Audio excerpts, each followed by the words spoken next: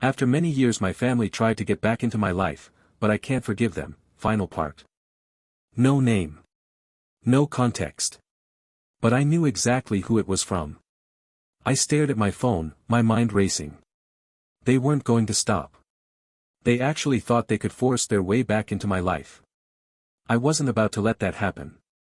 I had spent years being their victim. Now. It was my turn to take control. I didn't respond to the text. Instead, I got to work. See, while I had been rebuilding my life, I had also been preparing for this exact scenario.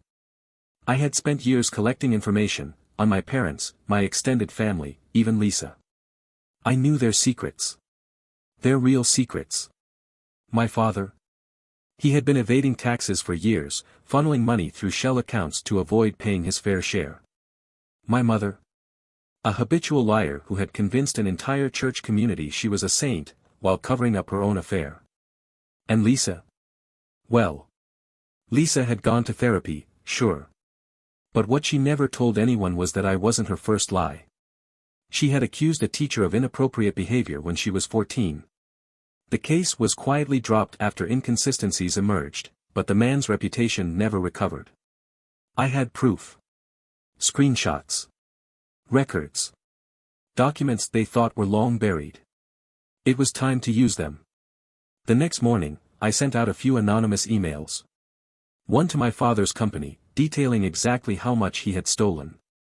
With proof. One to my mother's church, exposing every disgusting lie she had ever told. And one to Lisa's employer, attaching the sealed case file from when she ruined that teacher's life. Then, I waited. It didn't take long. By noon, my father's company had launched an internal investigation. He was suspended indefinitely, pending legal action. By the evening, my mother's social circle had turned against her. I saw the church's Facebook page flood with angry comments, demanding she step down from all volunteer work. And Lisa? Lisa lost her job.